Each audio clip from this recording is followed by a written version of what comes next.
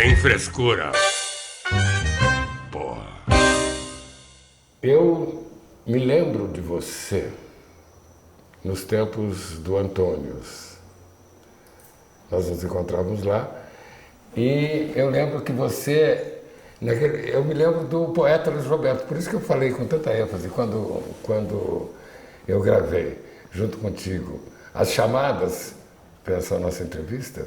Eu falei com ênfase, o poeta Luiz Roberto Nascimento Silva, porque o meu amigo Luiz Roberto Nascimento Silva é o poeta. Eu não sabia nem que você era advogado, sabia? Eu me lembro também não só do Antônios, mas também do Luna Bar. Luna Bar, mas era um sucedâneo. Um adendo. E nós conversando sempre sobre poesia, e me impressionava muito, além da sua voz linda, a memória que você tem. Eu sempre convivi muito com a poesia, nesse meu percurso. Eu comecei, aliás, o meu trabalho de ator dizendo poesia. Muito novinho eu cantava tango. Tu escolheu os trabalhos, foi falando poesia, dizendo poesia. E em Porto Alegre a gente tinha um grupo que jogralava. Era um grupo idealizado pelo Mário de Almeida, que sempre foi muito ligado à literatura. E ele tinha, aqui no Rio de Janeiro, tinha feito uns espetáculos no Teatro Rural do Estudante. Tinha feito espetáculos que depois ele sedimentou em Porto Alegre, que chamavam Poetas e Poemas, e Rondó 58 e 59. Eu vim para o Rio de Janeiro em 59 dizendo poesia. Por isso nós estamos juntos agora em 2004, dizendo poesia. Dizendo poesia. Vamos dizer depois um pouco de poesia. Vamos. Eu já disse aqui nesse programa um pouco de poesia com Mauro Salles, e agora vou dizer contigo. Eu fiquei surpreso quando eu me lembro que quando você foi ministro da Cultura do nosso país, e fiquei muito feliz pensando assim, meu Deus do céu, eu estou agora ficando íntimo também das pessoas que estão fomentando, que estão administrando a cultura do meu país. Que coisa boa. E agora, em Minas Gerais, nós tivemos a oportunidade de nos aproximar. Você está secretária do AECinho, que é um sujeito que eu sempre tive muita simpatia. Nós nos encontramos em Tiradentes e, de certa maneira, a gente estava um pouco afastado, por razões da existência mesmo, né? Acho que a vida é engraçado, o processo da vida, ora aproxima, ora afasta. Uhum. E até para ser preciso, na época do Ministério, que foi em 93, 94, você nem teve comigo praticamente. Quer dizer, ou seja, esse teu sentimento é um sentimento pessoal, Sim. Você lembrou disso, mas nós praticamente nem convivemos. E agora, felizmente, com esse encontro de Tiradentes, pôde estar junto de novo. Eu fiquei muito feliz. Inclusive eu pensei de poder te ajudar em alguma coisa. Que sempre quando um amigo meu está assim, eu te considero meu amigo, o poeta Luiz Roberto é meu amigo. E eu penso assim, sempre que um amigo meu está num cargo desse, eu penso assim, bom, se a gente aparecer, ele pode pensar que a gente vai pedir alguma coisa, mas eu tenho consciência que essa abdicação que existe quando se está nesse cargo deixa frequentemente o sujeito muito solitário. E não é questão nem de o meu pedir, desejo né? é sempre te fazer companhia nesse momento. E não é nem questão de pedir, né, Pereira? Porque eu acho que, na realidade, a obrigação do homem público é pedir também. A obrigação né? de quem faz cultura, nesses momentos, é pedir, porque a gente faz cultura. Os ministros, os secretários, administram o que a gente faz. Eu falo sempre o seguinte, o Estado não faz cultura. E todas as vezes que o Estado quis fazer e fez historicamente, foram coisas dramáticas e equívocos gravíssimos. Sempre deu merda. O que o Estado pode fazer é arbitrar, estimular, incentivar determinadas coisas, desincentivar outras coisas, quer dizer, estar próximo da classe, mas na verdade quem faz cultura são os artistas, né? Os artistas são as antenas da raça. Então, uma grande coisa que o Estado faz é não atrapalhar. Eu acho que eu sou favorável que o Estado atrapalhe pouco, ajude no que for possível e deixe que o processo da vida se faça por si mesmo. Luiz Roberto, quando você atuou como advogado, você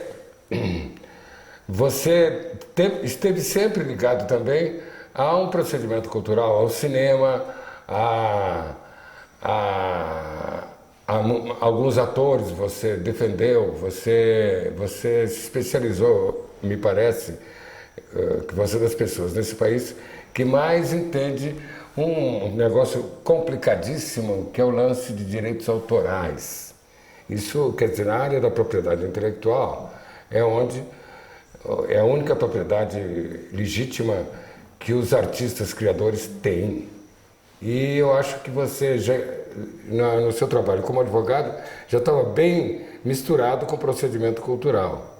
Não há dúvida, quer dizer, eu vejo claramente, na minha ida para a vida pública em 93, 94, na presidência de Itamar Franco, que ela surgiu como uma decorrência, primeiro, do meu trabalho como advogado, na parte fiscal, na parte tributária e na parte de direito autoral.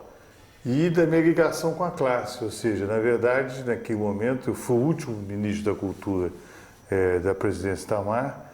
Acho que fechou-se um ciclo dos diplomatas, todos os ministros anteriores eram diplomatas. Inclusive, inclusive o Celso Amorim foi presidente da Embrafilme. Mas o Celso não foi, o Celso foi ministro das Relações Exteriores do governo Itamar. Você está dizendo que é os diplomatas... Claro, claro. Né, os diplomatas administrando a cultura. Era o Israel ou o Pinheiro Guimarães? Não, os dois na presidência Itamar Samuel Pinheiro. Não, o Antônio Weiss e depois o Jerônimo Moscardo. Foram dois diplomatas. Então, o que eu acho que naquele momento eu pude trazer foi exatamente essa tecnologia, esse conhecimento da parte tributária. E por isso que nós conseguimos realmente, naquele momento, consolidar a legislação do audiovisual. Quer dizer, uma das coisas que eu tenho o maior orgulho de ter feito na minha vida e que justificou realmente a minha ida para a vida pública foi a lei do audiovisual. Claro, eu não fiz sozinho, ninguém faz nada sozinho, eu fiz com você, fiz com a classe, fiz com o Congresso, enfim. Mas é uma lei que tinha sido apenas aprovada em julho de 93, eu assumi no final de 93, e eu tornei aquela lei uma realidade junto com a classe, fazendo portarias, decretos. Para que se tenha uma ideia, nós fizemos em 1 ano e 2 meses 94 filmes. Todos os filmes, como Carlota Joaquina, Quatrilho, os filmes que deram o empurrão do que hoje se chama do renascimento do cinema brasileiro, né? Pós a Era Collor, foi feito naquela época. Esse renascimento do cinema brasileiro se refere, evidentemente, ao assassinato que o presidente Collor tentou, né, perpetuar no cinema brasileiro. Eu me lembro da gestão do presidente Collor, que naquele ano teve um filme produzido no Brasil, que foi um filme produzido por Paulo Thiago, porque ele tornou absolutamente inviável produzir um filme nesse país. E esse país que possui, na minha opinião, o melhor cinema do mundo. Como é que você interpreta esse assassinato? Como uma coisa pessoal, de mágoa pessoal do presidente Collor? Ou existem outros fatores? Eu acho que existem claros fatores. Evidentemente que há um componente pessoal, da raiva pessoal que ficou durante a campanha, de não ter sido apoiado pela classe artística e tudo.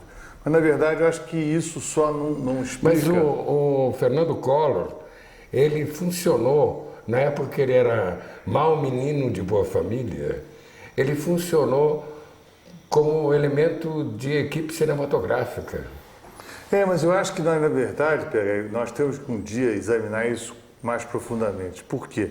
Veja bem, quando o Collor assume, o cinema brasileiro representava 30% do mercado.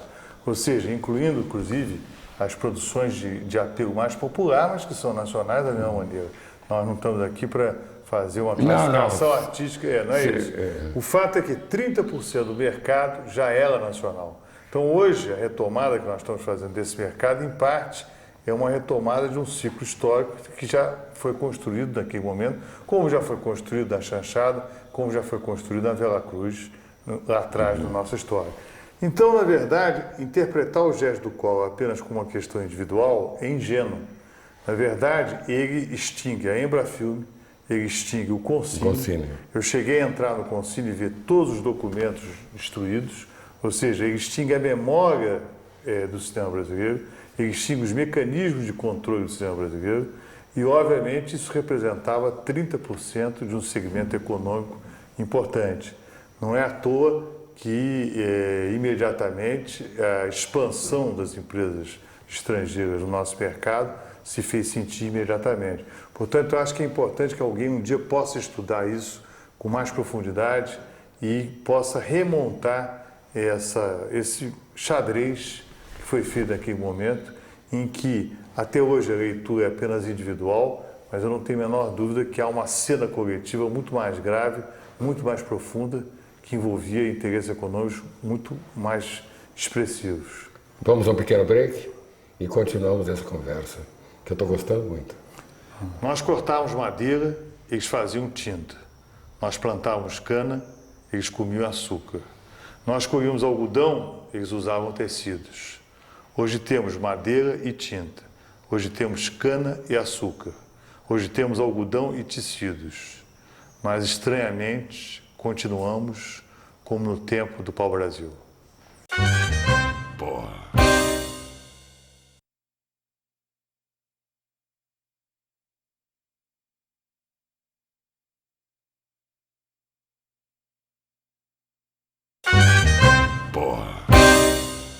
Luiz Roberto, você não achou surpreendente a vitalidade, a saúde do cinema brasileiro, que depois de ter levado um golpe tão forte, inclusive o grande golpe que foi a mudança das coisas, todo o sistema de distribuição e exibição de cinema, atualmente ter superado esses 30% que você falou há pouco? Não tenho dúvida, porque, veja bem, o povo brasileiro adora o cinema brasileiro. Não gostava. Você lembra que tinha uma época mas é um que nego dizia assim, preconceito. todo mundo se metia e dizia assim, eu não gosto do som do cinema brasileiro. E tinha algumas publicações que se especializavam em tentar demonstrar essa tese que o povo não gostava do cinema brasileiro. Olha, o povo gosta de tudo que é bom. Então, seja o cinema, seja o teatro, seja a música. A música, então, nem se fala no Brasil. Então, na medida que você tem uma produção mais qualificada, diversificada, que fala aos corações e mentes dos brasileiros, o povo vai ver. Então, eu acho que isso é um momento excepcional e que a gente tem que realmente aplaudir, manter, refletir sobre ele. Eu, pessoalmente, acho que a questão agora não é a produção, a questão agora é a exibição, ou seja, nós estamos com distribuição. E exibição. Você sabe que a exibição, tradicionalmente, o exibidor tinha 50% da bilheteria, porque, afinal de contas, o cara estava com todo o patrimônio da casa e todo o risco de ter uma loja, né? Em cidade do interior, em bairros, tinha aquele cinemão do bairro, etc. Então, o exibidor tinha 50%, o produtor tinha 30%, e o distribuidor, que não entrava com absolutamente nada, escolhia o produto para distribuir, tinha 20%. Então, veja bem, essa equação, ela é perversa. Porque, no caso do exibidor, você tinha 50%, independente do cinema estar cheio ou vazio.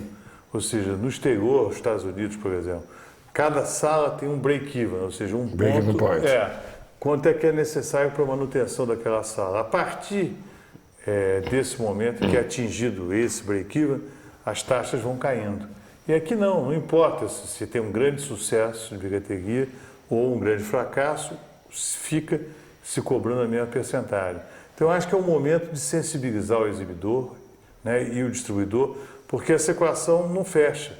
Se, na verdade, sobrar apenas 20% para o produtor se remunerar na ponta final, poucos filmes sempre terão retorno. Então, a grosso modo, hoje no Brasil, o que ocorre? Um filme que custou 4 milhões de reais, para ele se pagar, ele precisa fazer 12 milhões de reais. Então, é muito perverso esse número e é preciso atenuar e trazer o exibidor e o distribuidor para a nova realidade que nós estamos vivendo. Bom, Luiz Roberto, vamos falar do poeta Luiz Roberto. Eu quero te perguntar uma coisa, isso é pessoal, particular, como um homem que gravita nesse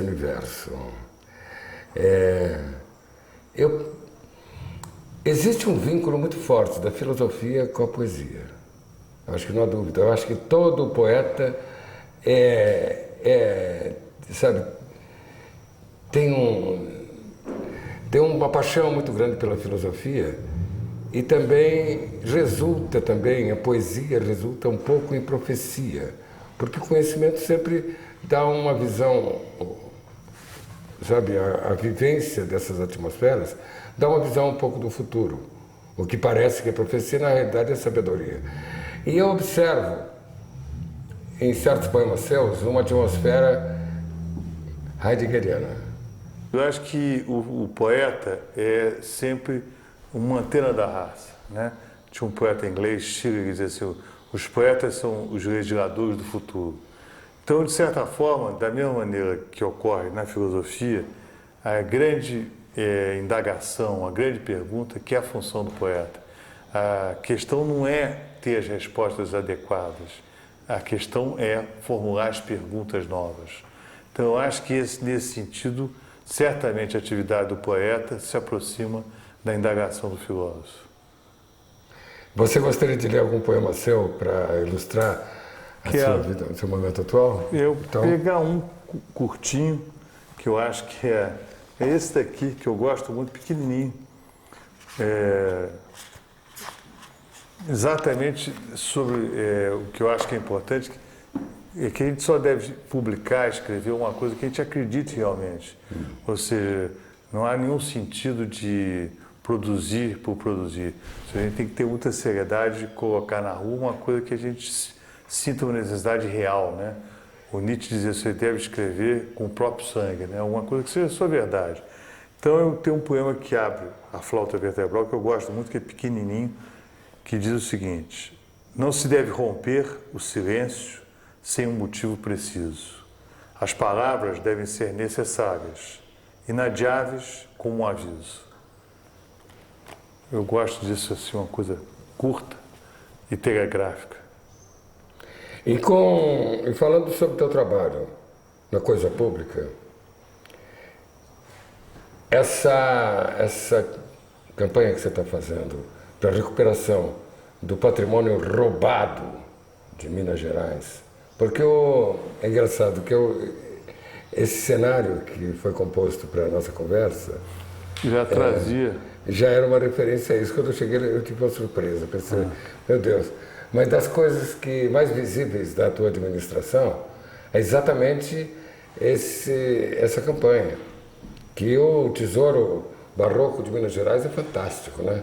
E há um certo desleixo da parte das autoridades de permitir que isso tenha sido garfado, muita coisa tenha sido garfada, inclusive muita coisa oficialmente. Eu tenho notícia que há algum tempo atrás o ministro do Turismo no Brasil, de uma administração qualquer do tempo dos militares, queria levar de Congonha de Campo aqueles profetas de Pedro Sabão, queria levar para expor fora do Brasil e provavelmente ficar por lá. Muita coisa foi levada do Brasil e ficou fora do Brasil pela coisa oficial. E agora você está fazendo um trabalho, uma campanha aí de recuperação desse patrimônio roubado. Me fala sobre isso, por favor. Até agradeço a oportunidade de poder me dirigir ao teu público falando sobre isso. Efetivamente, nesse retorno à vida pública, agora na Secretaria de Cultura de Minas, eu acho que eu estou tendo o mesmo prazer que eu tive quando pude ajudar, de alguma maneira, a legislação do audiovisual. Porque, na verdade, nós conseguimos fazer uma verdadeira política pública. Ao invés de ser uma questão pontual, de consertar uma igreja aqui, um problema acolá, nós montamos uma estrutura efetiva que compõe uma política pública. Por quê? Quando eu assumi a secretaria no ano passado, eu percebi que num estado que detém 60% do patrimônio federal tombado, como é Minas, a tarefa do patrimônio não é uma tarefa individual da Secretaria de Cultura. Minas é mais do que Bahia e mais do que Rio de Janeiro? Mais que Bahia e Pernambuco juntos. E Rio de Janeiro também tudo. tem. Então, olha, não importa ter eu dizia, o orgulho de ter esse patrimônio se nós não tivermos uma política exemplar para esse patrimônio. E o que vinha acontecendo é que vinham aumentando os roubos, os incêndios, as coisas, ou seja, aquilo começou a trazer um quadro aterrador. E eu percebi o quê? Que a atitude era sempre buscar culpados depois que os fatos já tinham ocorrido. Então, os culpados eram, invariavelmente, o prefeito, o padre, depois o IFAM, depois o IEFA e assim sucessivamente, numa diluição de responsabilidades. O que me ocorreu? Eu reuni todos os interessados na área de patrimônio, a Promotoria de Justiça, a Polícia Federal, o IFAM, o IEFA, e o que era fundamental, a própria Igreja Católica, em torno de uma força-tarefa. Ao lado disso, criamos um site da Secretaria de Cultura, que pela primeira vez consolidou efetivamente as peças roubadas, que nós tínhamos certeza, 250 peças, com fotografias, com indicações, com informações. Criei uma linha 0800 ligada à Polícia Civil. Então, através do site e da linha 0800, a população podia participar de forma anônima e a campanha começou a avançar. Junto com isso, o jornal Estado de Minas Gerais nos ajudou imensamente, lançando uma campanha através das peças de Santa Luzia. Num outro estágio, a Rede Globo também entrou, lançando uma campanha nacional.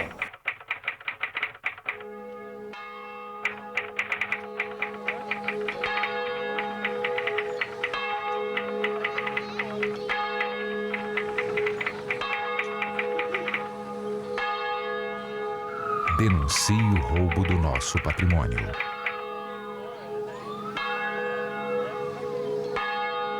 Uma iniciativa, Fundação Roberto Marinho e Globo Minas. Com tudo isso, com a mobilização da sociedade, nós já recuperamos em 11 meses 224 peças. Para você ter uma noção, em 2001 foram recuperadas apenas uma peça, em 2002 2 peças. Ou seja, nada. E 224 peças é um verdadeiro museu. 224 itens? E sem que nós estamos fazendo... o tamanho, a importância. E o que eu estou fazendo? Ao invés de colocar e constituir novos museus, não. Eu estou devolvendo às comunidades de origem. Porque eu entendo que essas peças, ao lado do valor artístico que elas têm, que é inegável, elas têm um valor de devoção e de fé. Então, toda igreja que puder identificar a peça que foi roubada, nós estamos recuperando e devolvendo essas comunidades. Evidentemente, eu condiciono um pouco com o prefeito da cidade que dê garantias de segurança. Sim, coloca lá. E com a Igreja Católica também, de tomar muito cuidado com o seu patrimônio, porque tem muita coisa que o lugar é inadequado. É uma igrejinha do interior, sabe? É uma igrejinha de Sabará, que não é interior, já é Grande Belo Horizonte, mas é muito exposto. Descuidada. Tem que haver todo um serviço de vigilância e manutenção que às vezes a estrutura daquela paróquia não tem condições de realizar. E você tocou outro ponto. O que nós estamos começando na etapa atual? É a questão da educação patrimonial. Por quê? Em Minas, que tem 853 municípios, 853 é o estado com o maior número de municípios, em que realmente esse patrimônio está espalhado por todo o estado. Evidentemente, nós não podemos tomar conta desse patrimônio apenas de uma maneira policial, apenas de uma maneira repressiva. Como é que esse patrimônio pode ficar coeso dentro do Estado? Através da educação patrimonial, através da consciência da própria população. De cada cidadão, da riqueza que aquilo significa para ele, indivíduo. Né? É assim na Itália, é assim na França, ou seja, conjugar, de um lado, uma legislação um pouco mais rigorosa, que a legislação atual é frágil em matéria do patrimônio. Eu quero equiparar a legislação à legislação ambiental, que é bem avançada, e, de outro lado, desenvolver essa consciência social. E outro ponto importante, aproveitando o final do programa, é que nós estamos devolvendo o barroco à sua dimensão popular. O barroco tem origem, na verdade, do povo, em artesãos simples que vieram para cá, dos portugueses no início, depois dos brasileiros, que criaram... Eu observei que tem em Tiradentes, onde foi o nosso encontro, que tem lugares lá em que todos os artistas têm uma igreja lá em cima que é assinada. Todas as obras são assinadas. E todos os artistas são portugueses. É a primeira fase do barroco. Xavier de Brito, toda essa etapa primeiro são portugueses. Depois começa um ciclo do barroco propriamente brasileiro. Mas o que é importante é que o barroco estava apropriado apenas por uma elite, por uma burguesia em torno do colecionismo. E nós estamos devolvendo o barroco à população, às igrejas, ao sentimento mais direto do povo mineiro, portanto, devolvendo a função histórica que ele, na verdade, nunca deveria ter perdido. Muito obrigado. Agradeço a você.